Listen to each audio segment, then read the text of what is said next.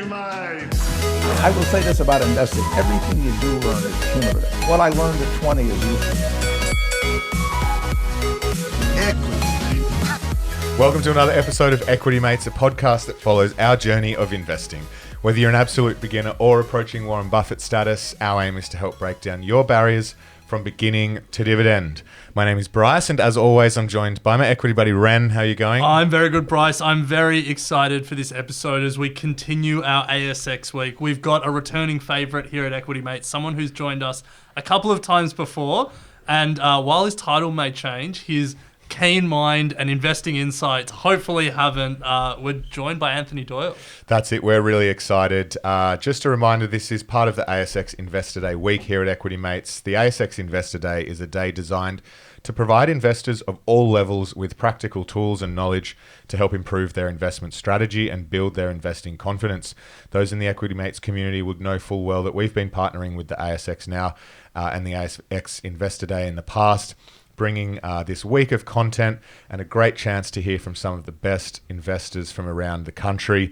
We're almost at the end, Ren. Do you want to give us a summary of where we're at? Yeah, so we started the week with Lauren Jackson from Fidelity talking about key megatrends driving global markets. We spoke to Rachel White from Vanguard about the changing face of investing. We spoke to Dania Zarova from Wilson Asset Management, getting some key investment insights from around the world. Anthony Doyle from Firetrail. He's also going to be sharing some key investment insights and some companies that that we won't be able to pronounce, but we'll get to that. And then we're closing it out tomorrow with a buy, hold and sell with Adam Dawes from Shaw & Partners. A big week, but that's only a taste of what ASX Investor Day has to offer. And if you're in Brisbane, Melbourne or Sydney, you can go and see Anthony and all the other speakers live. Bryce, what are the details? Brisbane kicks off this Saturday, 14th of May. Melbourne is the 21st of May, and Sydney is the 28th of May. Head to the ASX website to register your interest, and also we'll have a link in the show notes if you're keen to attend. Ren and I will be there on the Saturday, 28th of May in Sydney. If you'd love to come and have a chat and meet some of the great experts that we have the privilege of chatting to. But without further ado, it is our pleasure to welcome Anthony to the studio. Anthony, welcome. Gents, thanks for having me. So Anthony is Head of Investment Strategy at Firetrail Investments. Fresh job, full of new insights. We're ready to crack in. Excited for this one. So Ren, let's do it. That's it. Now, Anthony, your presentation is all about sustainable investing, and you ask a pretty controversial question in your presentation, and that's what we want to start today's episode with. Does the standard ESG approach make sense? You ask it in your presentation. We're going to ask you to answer it to start this episode. Yeah, sure. So I think to answer that question, why don't we take just one step back and consider why an investor, one of your listeners, might want to invest globally. So we know that investors are going to look to invest in a global equity portfolio in order to get exposure to companies and themes and businesses that just simply don't exist in Australia, right? So it's why a lot of your listeners will buy an Alphabet or a Google, maybe a Tesla auto manufacturer. You know, we don't produce autos in Australia anymore. So there are great benefits from investing globally. There's diversification. There's getting access to currency risk if that's what you want. There's benefits from optimizing your portfolio from a volatility standpoint. So if Australia, the index, which is full of banks and mining companies, if it's going through a tough time, you might get more exposure to quality growth like tech companies or a company like Visa, for example. So there's very, very strong reasons for why you might want to invest globally. There are surveys that show that typically Australians have a very strong home bias, which makes sense. You want to invest in companies and things you know. If you see Woolworths are doing more trade, you want to invest in Woolworths and benefit from that. But there's also great benefits from investing in globally that I just articulated. But when you look to invest globally, whether it's via a global equity fund or an ETF or an index fund, which typically will charge lower fees, you're investing across 20,000 companies in the global index, the MSCI World Index. And these companies might not necessarily align to your own investment views or values that you personally hold. So when you consider the companies that exist in the global equity index, Some produce weapons. Some produce some of their business models are harmful to the environment. Some produce too much carbon emissions, and just consider the weird weather that we're having at the moment. Consider the bushfires. Consider the droughts. We know that the climate is changing, and some don't treat their employees very well. Some don't treat or don't have a good handle on their supply chains and how their supply chains, are they harmful to the environment? Palm oil producers, for example, or fossil fuel extraction. So when you look at the global index, which was what we've done at Firetrail, we think that 30% of the index are sustainability or ESG laggards. So considering ESG investing, and you asked a great question, which is one that I pose, as you say. That's why I think it's a great question. I think today people want to invest their savings, invest their capital. They don't want to necessarily invest in those types of companies that I just highlighted. 30% of the index laggards. They don't want to invest and have their capital being harmful to the environment, to people, or in a governance. They don't want to invest in corruption, for example, in corrupt companies or companies that are bribing government officials. So when you consider all of that, it makes sense, I think, to invest globally, to think with a sustainable lens, to invest with ESG in mind. But as I said, does it make sense in that you can do that very, very easily via an ETF. You can do it. You can outsource your ESG ratings to one of the rating providers, such as a Sustainalytics or an MSCI. Now, my question is, they're historically backward-looking, entirely backward-looking. And you tend to find that those companies that score the highest are typically quality growth companies. So whether you're looking at an index fund, or an ETF or an active ETF, a lot of these funds typically hold the same names because they're rated the highest on a historical basis. Now, I'll give you an example of a company that's being penalised for a scandal. It was a scandal in 2015, Dieselgate, from Volkswagen. Yeah. So a couple of years before you guys started your journey, but I'm sure you remember it. Yeah. They were cheating. They were cheating on their emissions on their vehicles. From 2015. So Volkswagen will still score very, very lowly. Some analysts give them the worst score possible on an ESG rating. However, that event in 2015 was the catalyst for Volkswagen to pivot and invest hugely in electric vehicles and the revolution, which was really, started from Tesla and Elon Musk, to the extent that by 2023, Volkswagen will be producing more electric vehicles than Tesla on our estimates. Now, with that in mind, think about the huge impact that Volkswagen are having in reducing carbon emissions globally as the largest EV producer, but they're still penalised on a backward-looking ESG score. So when I say, does it make sense? Most ESG strategies say invest in good companies and don't invest in bad companies. That makes sense.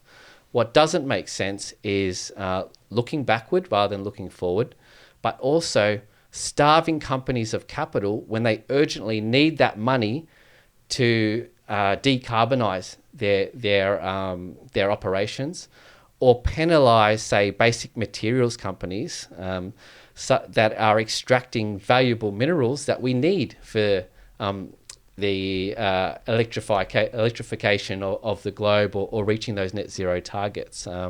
So I think that there are many shades of green when it comes to ESG investing. There are many different ways that you can invest with a sustainable mindset, but historically, most of them are backward looking. And I think that you need to actually truly understand what the vehicle and what the fund manager is trying to achieve when you allocate your capital, whether it's your superannuation, whether it's your savings, in order to meet some of those values that you share or have as an individual. So, Anthony, you mentioned shades of green there, and in your presentation, you talk about the different shades of green in sustainable investing. So can you talk us through these shades of green and perhaps the shortcomings with the current approach? Yeah, so as I mentioned, when you're looking globally, there's 20,000 companies. So some sustainable strategies or passive vehicles will do negative screening. So you screen out the worst companies on ESG scores. Some will do positive screening. So you screen in the best companies on ESG scores. Some do something called ESG integration, where you integrate it into your investment process. Some will have a policy of working with the companies to improve their ESG scores from poorer to better.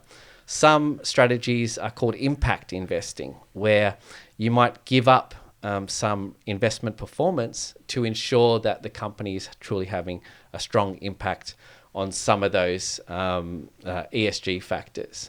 So many different shades. I've only highlighted 5 here, but the list goes on and on. I think that it's not just a hard and fast rule that you can follow when you're looking at sustainable investing. Similar to, say, what we describe as value companies or what we describe as growth companies, there are many different ways that you can approach investing with a sustainable lens. But historically, the one thing that aligns all of them is don't invest in bad companies, invest in good companies, and they are typically backward looking. Especially those ETF funds that are very much rules-based by their very nature. They can't be forward-looking because they're not doing bottom-up analysis. They're taking analysis from, say, one of the ESG ratings providers. In your presentation, I think you really encapsulate some of the troubles with current ESG analysis with your example of copper. So for listeners, can you just explain the dilemma of copper? Yeah, it's a dilemma. It's an investor's dilemma, sustainability dilemma, because, as I said, those companies that score the highest, typically, say, tech companies, their operations tend to be very capital light. They don't have huge trucks that are filled with diesel emitting carbon dioxide. They aren't, digging up the earth for minerals that are required, by its very nature, a destructive activity. So what you'll find is ESG funds all skewed towards those companies that tend to be more capital light or less capital intensive than, say, a basic materials company like a copper miner. So if you want to get, there's a couple of dilemmas and there's a paradox there in that if you want to get exposure to copper, which is rising, the price is rising rapidly at the moment as a backward-looking ESG investor, it's very hard to do because of the emissions that copper miners put into the atmosphere. The other thing is, if ESG and sustainable investors only own good companies, who's left to own the bad companies? And those owners of the bad companies, are they going to ensure that the company is well run, well governed, not destructing the environment, doing everything it can to be carbon neutral or even carbon positive in the future? So when you're looking at a basic materials company like a copper miner, copper is vital. We need it in solar paneling. We need it in wind farms. You can't start an EV without copper. You can't store energy without copper. So it's how are we going to extract the copper, give mining companies and copper companies the capital that they require to extract the copper for the EV revolution if we're not investing in these companies. Yeah. I think the stat in your presentation was clean energy from solar and wind uses 4 to 6 times more copper than fossil fuels. So if we're screening in the solar energy producers, but we're screening out the copper miners, that seems to not be logical. Yeah, and again, then you suddenly find there's a supply crunch, the price of copper increases, and obviously the margins that the solar manufacturers are operating under start to get squeezed, putting their businesses under pressure as well. So as I said, you have to look beyond these sort of rules-based investing, which many ESG strategies encompass, and you have to be more forward-looking, which you can only do by a fundamental assessment of what a company is doing and the contribution it is making to sustainability and positive change in the world. So, Anthony, In your preso, you talk about some of the biggest holdings of a number of standard indexes with some ESG funds, and you're also the head of investment strategy at Firetrail. So what was the finding from this? How does Firetrail approach sustainable investing? And as retail investors, how should we be really thinking about all of this? Yeah, so in one guise or another, we've been investing globally for 35 years. So Firetrail spun out of Macquarie about 4 years ago, but the managing director, Patrick Hodgins, he's been investing globally, as I mentioned, for a considerable period of time. And Firetrail saw a natural extension of the Australian equity capabilities that we have, being an alternatives fund, an Australian equity fund called the High Conviction Fund, and the Australian Small Companies Fund, looking to invest globally and providing a solution, as I mentioned, going very back to the first answer, a solution for Australian investors looking to get global equity exposure. Now, in doing the assessment of what type of fund Australian investors would like to invest in, or what we think would be appropriate, it's taken over 2 years of research. So there's a portfolio management team of 4 individuals, of which I am one of them. There's an equity analyst team. We have 4 dedicated global equity analysts. There's another one about to come on board. And then the wider analyst team are 6 or 7 individuals as well, contributing to the best 30 or 40 ideas that find their way into our portfolio. But we recognised some of those problems with a traditional ESG approach, as I mentioned earlier. So the way that Firetrail differs is that we have a forward-looking assessment rather than a backward-looking assessment. What we found from our research was that if you can identify companies that are early on in their positive change journey, you can typically find companies will re-rate on the back of improving sustainability characteristics as they progress up a positive change curve and improve their ESG scores and metrics. So we work closely with company management to achieve those higher ESG metrics. So when we're looking at companies, they typically share sustainable characteristics that we've identified, such as sustainable business models, sustainable earnings, and they're contributing to sustainable positive change. And we categorize these companies according to one or even more of our 4 positive change themes. There's a lot of positive changes, but the themes are health and well-being, innovation and equality, climate impact, and sustainable world. So these companies, they have to have the S3 characteristics. They have to be either a future or current leader contributing to positive change, and they have to be contributing to one of those themes. Yeah, right. So Anthony, before the break, I mentioned that you've given us 3 companies that Firetrail are looking at or have invested in that we're going to talk about today. I've mentioned that they're near impossible to pronounce. Well, 2 of them are. Luckily, I get to say the first one, which is easy to pronounce. So for these 3 companies, we'd love to understand what the company is, why Firetrail likes it as an investment, and then how it fits into Firetrail's ESG framework that you outlined before, and then finally, any risks or watch-outs that we should be aware of. So let's start with the one that's easy to pronounce, Darling Ingredients, trading in New York, ticker DAR. Yeah, so you haven't heard of Darling Ingredients before? I haven't, no. Okay. So, what you're going to get from the S3 Global Opportunities Fund is a fund that's very different to an index and very different to other global equity funds because of our unique approach to sustainable investing. How are these companies contributing to positive change within the next 5 years? If a company tells us they're going to be carbon neutral by 2050, too long. It's too far away. What are you doing by 2027 to address some of those thematics that I spoke about earlier? So Darling Ingredients, what a story I have for you. Right. Did you know in North America, one of the things that is being stolen from restaurants is used cooking oil, vats of used cooking oil. That reminds me of a Simpsons episode where they steal the retirement oil. Exactly. So there's a clip from The Simpsons where Bart and Homer go to steal the oil from the cafeteria, and it's groundskeeper Willie's retirement oil. Well, this is happening in real life, reflecting the run-up in energy prices, which, again, is a result of the invasion of Ukraine by Russia. So obviously we're highly aware of what the oil price has done. Well, renewable energy prices have also followed a similar path, skyward, and in particular biodiesel. So Darling Ingredients manufactures biodiesel.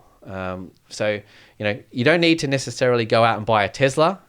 You can run your Ute Bryce, your Toyota Hilux on biodiesel, which is synthetically a replacement for traditional diesel and a renewable source of energy. So what they do is they take the cooking oil and they turn it into biodiesel.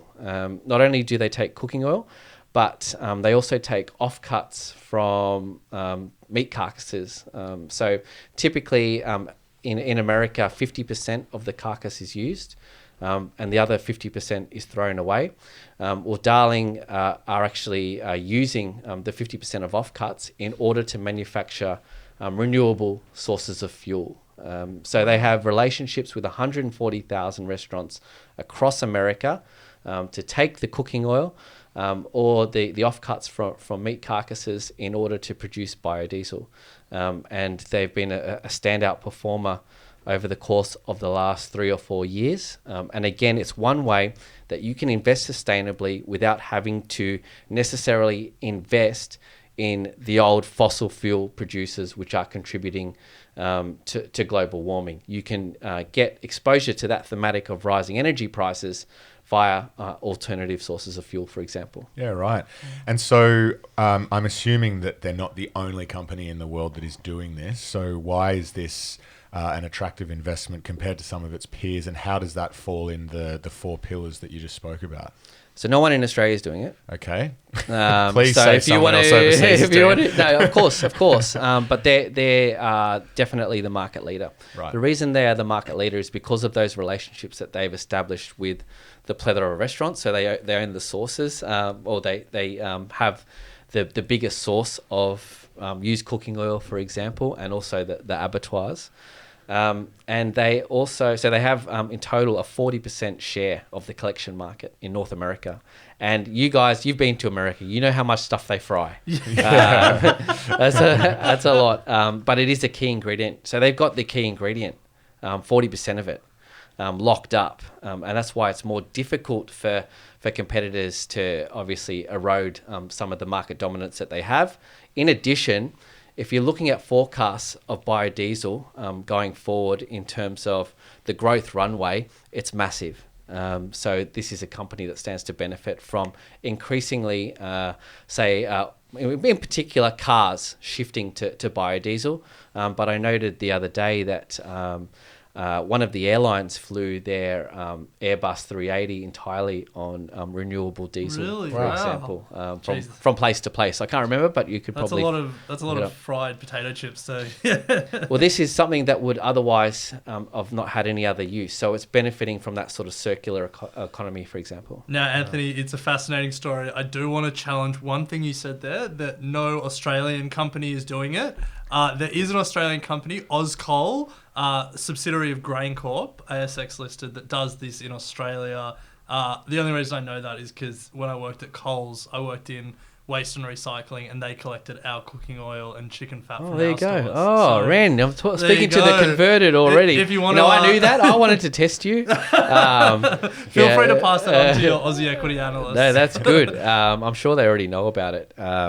But as I said, if you want exposure to some of these types of companies, you really do have to look globally. All right, moving on to the second company. My guess, look, I'm going to have a stab at the dark of how to pronounce it. Have a crack. I'm going to say Weishauser. You might have said it. I don't know. We've been saying Weyerhaeuser. Bryce, is that from Oktoberfest or something? Because you've done Finfest is coming. Yeah. Yeah, you've done well there. New York Stock Exchange. The ticker is WY. That's all I know about it. if you want to enlighten us, it would be great. Guys. So what does the company do? Why is it an attractive investment for Firetrail? And then how does it fall in your ESG framework? So this company is the largest private landowner in North America. Right. Over 120 years old. Isn't Bill Gates Yeah, the I largest thought- private I thought landowner Bill in North was. America? How many? Google how. Oh, if we got Anthony again. Yeah, I thought. Okay, so Weyerhaeuser owns 11 million acres. Sorry, That's- 14 million acres, and they lease 11 million acres in Canada. Come on, Ren. I thought Have Bill I was got as well. you? Maybe One You know all. what? You know what? He's the largest farmland owner, but he's only got 242,000 acres. Oh, nothing. Come Nothing. on, come on. I'm talking 14 million acres and Wow. a lease on another 11 million. Okay. Oh, so 1-1. Yeah. Okay, nice. Good. Phew, redeem myself. All right, Did you we're- set me up there? We're No. really making this a competition, aren't we? Yeah. So, being a private landowner of forests, they are obviously involved in lumber and timber. So they're fully integrated. They own the mills, they own the forests, and of course, you know, the US housing market, much like the Australian housing market, absolutely ramped over the last couple of years, reflecting low mortgage rates and low interest rates, and very strong demand for new builds, new houses. And timber and lumber is totally renewable. So this company plants more seeds, plants more trees than it extracts every year. So over 150 million trees per year. Vertically integrated, owns, you know, from the, as I said, the mills, the timber itself, the lumber, the trees, and is hugely carbon positive, of course, because those trees are sucking in a huge amount of carbon dioxide. So, you know, what a sustainable company to have. Now, boys, they say money doesn't grow on trees. Oh, here we go. But you can make a lot of money out of trees. As I mentioned, from lumber. And have you followed the lumber price? Yeah, I was about to say, it just went crazy. Went Was it crazy. late last year? Or? Yes. Yeah. Still at very elevated levels. Yeah. But yeah, one of the strongest commodity price runs that we've seen post-COVID. So they've obviously made money out of lumber. But in terms of why we see this company sitting in our fund aligned with that sustainable world theme that I mentioned earlier and delivering on positive change is they're benefiting from strong housing demand, from the run-up in lumber prices, but there's carbon optionality as carbon markets develop, particularly in the US. So they're lagging behind Europe and Australia in terms of the carbon market. But as the carbon price starts to rise in value, as companies look to offset their carbon emissions, Weyerhaeuser can sell very high quality carbon credits into the market. So rather than cut down the trees for lumber, they can select parcels of their huge land holdings to retain for carbon credits. Not only that, but they can lease underneath the trees for carbon storage. So money doesn't grow on trees, but you can make a lot of money out of trees, and that's a business, sustainable business model, sustainable earnings, and contributing to sustainable positive change. Think about those trees sucking out carbon dioxide out of the atmosphere. Yeah, that's fascinating. What's Bill Gates doing with his land? Cattle. Well, don't get me started on cattle. Yeah. All right, so Bryce had a crack at saying, pronouncing that company's name. I guess I have to step up to the plate here. The final company we have, Antofagasta? How would you have done it? I would have done that. It sounds like an Italian pasta. I know. It sounds Italian, but it's listed over in London. The ticker is ANTO. Before you even ask, Anthony, no, I haven't heard of this company. Tell us about it. Chilean copper miner. So, you know, going back to that thesis on copper that I spoke about earlier, copper is also another commodity. There aren't many. I think the only commodity that hasn't done much is coca. Chocolate. Coca, chocolate. But a Chilean copper miner that really stands out in terms of the peer group. You know, Chile is known for copper extraction, but this is a company that has fantastic relationships with the villagers and people that live around the mines. They're investing heavily in desalination plants and renewable energy in order to fuel the operations of the mines, which can be obviously very energy intensive. So they've got the desalination plants to convert salt water into fresh water, usable water that they can use within the mining operations rather than extracting fresh water. And the other thing is they've committed to 100% renewable energy use as well within the mines within the next 5 years. So again, a Chilean copper miner that stands out from a sustainability standpoint for us, according to our sustainability criteria, which might be screened out from other ESG funds or even a passive vehicle, for example. Again, a company that's done well as a result of that core product that they sell, copper prices rising. And of course, as I mentioned earlier, we expect the demand for copper to remain really strong as the world moves towards that ambitious target of net zero 2050. Nice. Wow. A good spread of companies there. Use cooking oil and animal offcuts, forestry and logging, and then copper mining. Yeah. 3 sectors we don't speak a lot about. Yeah, We yeah. actually get criticised a bit for not speaking about mining enough. So thank you for bringing up our quota. Well, we're a company, we're high conviction, we're concentrated. So each of these companies that I mentioned earlier, over 200 hours of research has gone in before selecting those companies. So concentrated, high conviction, and a very low overlap with the index. We're very different to the index. We're identifying companies that other firms or other active managers or passive managers might not necessarily own as well. So we're very different in that sense. And again, we've been doing it a long time. Well, Anthony, it's a shame we have run out of time. We do have 3 final questions that we'll crack into, but just want to remind the audience that if you've loved listening to Anthony today and want to hear more of what he has to say, because there's plenty more to come, make sure you sign up and come and join at the ASX Investor Day. The Brisbane kicks off this weekend, 14th of May at the Sofitel. Melbourne is on the 21st of May and Sydney is on the 28th of May. Anthony prides himself on delivering presentations with no PowerPoints. Is that true? I think I've got 3 slides. The ASX made me do it. No, he's got slides He's this got time. slides, I know. Yeah. But put Finfest in the calendar because he's going to wow you there. That's it. So we're really excited for that. But yeah, Anthony, thank you for your time as always. But we've got 3 questions to finish off with. So, Anthony, we have a standard 3 questions, but we've asked you them before because you've been on the show a couple of times. So we thought we'd put a bit of a twist on each of them. So bear with us in case this really falls flat. Let's do it. The first one we normally ask are best books. Instead, what's the best article or piece of analysis that you've read recently? Ideally, something that we can put a link in the show notes to. Yeah. So I thought about this and going back to my bond market experience. I was in bond markets for 15 years and they often say, the bond people are the most bearish, always looking for things that go wrong, and the equity investors are always looking for things that go right. So I'm going to put my bond hat on for a second.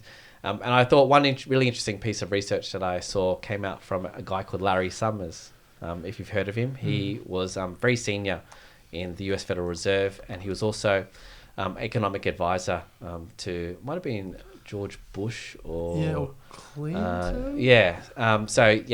He's now a professor at Harvard, and he's very well known in the sort of investment strategy world, which is my title. So the research that he produced went back to the 50s on the US economy, and was just looking at the likelihood of recession within the next 24 months, given a couple of very simple economic variables, which is the unemployment rate and inflation. It's such an odd time at the moment. Inflation's running over 7%, whilst unemployment is less than 4%. So statistically speaking, history might not repeat, but he was suggesting that according to this analysis, there's an 80% chance of a US recession in the next 24 months. Wow, there you go. Yeah. So, you can hear about inverse yield curves and all the rest of it. But I thought that was an interesting piece of analysis. Much will depend, of course, upon how the US raises interest rates and how markets react and how households react. But interesting to bear in mind. Yeah, wow. Yeah. bear in mind, pun intended. Yeah. Well, I should have said Weyerhaeuser was a growth company as well. Get it? You guys get it? Yes. Yeah, Hey, we'll okay. try and edit that back in. So, Anthony, the second question we like to finish these interviews with is, what's the best company you've ever seen? Instead, we're going to flip it on its head. What's the worst company you've ever seen? Yeah, so one of my colleagues, James Miller, who's in the portfolio management team with myself, he used to short companies in his experience of running portfolios. And I asked him and he said there's too many bad ones. So I thought I get the question, but I wanted to pivot a little bit, if that's fine, okay. yeah. I thought what might be more relevant for the listeners is just bad products Sure. that I think are just shocking, and they are leveraged ETFs. I'm not sure if your Facebook. Oh, is that your? Keep going. No, keep going. Yeah. You're not sponsored by Leverage. No. Are you cutting this out? No. We've Keep never had to temper our editorials, so let's go. Yeah. Oh, okay. Leverage ETFs. I just think they're just a really bad idea. So some of the famous ones over in the US are 3-time oil levered ETFs, inverse ETFs, and just go against the grain of everything that we're about as investors. It's just purely about speculation, and I just think they're weapons of mass capital destruction. Levered ETFs, just a crazy idea, and I thought that might be something that your audience might value. Mass capital destruction. Yeah, Love that. I think if anyone is interested in them, they have to be aware of beta slippage and the different structures of ETFs, because what they track over time, they may not closely track depending on how the ETF is built. Well, it's not investing; it's speculating, and it's you're better off at Anzac Day, heads or tails, playing 2 up. Did you make any money this year? Mate, I've got 3 kids. I didn't go to the pub. They're 6 and under. I've got 4-year-old twins, Ren. Yeah, okay. It might be ahead. I might be ahead of you guys, but not far ahead. You'll realise. You don't have time to go to the pub. Fair enough. I was camping in my backyard in the tent. Make the most of it. Yeah. And then, Anthony, we generally like to ask, as a final question, advice to your younger self. But you've just moved jobs. You've just joined Firetrail. I'm sure plenty of people were in your ear giving you advice as you moved. What was the best piece of advice you heard as you moved jobs and started at Firetrail? Yeah, so I think what's relevant is that I worked with the managing director when I first started my career, a fresh-faced 22-year-old at Macquarie before, and I've spoken, in other podcasts about my journey around the world and the rest of it. But I worked with him for 5 years, and I didn't expect to work with him again at Firetrail. But since I've joined, I've found the culture has been extremely collaborative. Everyone is invited to investment committee meetings and see the equity research that is produced, that 200 hours that I mentioned earlier. I'm learning a lot. Everyone's very willing to share in terms of, the process and the people and also access to company management and things like that. One thing I found really interesting is that at the end of one of the investment committees, so it's essentially going through the stock research, there's a blind vote. So there's no anchoring. Wow, Everyone okay. gets a vote. Not just the portfolio management team, but also the other analysts that have participated or heard the analyst who's responsible for the research. So it's rated on 0 to 4, 4 being the best, and it goes around the room and you show your number. So interesting way to avoid anchoring bias, or just the most senior person in the room giving a score and everyone else anchoring themselves to that score. That's cool. So it's a environment of teamwork. There's no stars, no alphas, males or females. So I'm just really enjoying it. And, the best piece of advice that I've had is, I got to know them really well. I've worked with Patrick, the managing director, Patrick Hodgins, as I mentioned in my career before. So I knew them pretty well. And the most important thing, I think, was that I was joining a culture, one that I would enjoy. And I think that's a pretty good lesson for anyone. I know how much you guys enjoy what you do.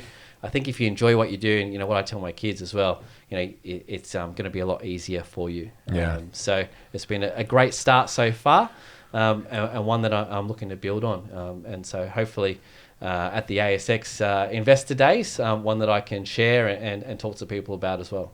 Absolutely. Well, we're looking forward to seeing how Firetrail grows underneath your investment leadership. If you want more info on what Firetrail do, you can head to firetrail.com. Otherwise, head to asx.com.au to register for the ASX Investor Day. Anthony, thank you so much for your time. Always such a pleasure speaking with you, and we look forward to catching up with you at the ASX Investor Day in Sydney and following your journey over the rest of the year. So thank you very much. Thanks, guys. Thanks for having me. Thanks, Anthony. I will say this about investing. Everything you do learn is cumulative. What I learned at 20 is useful.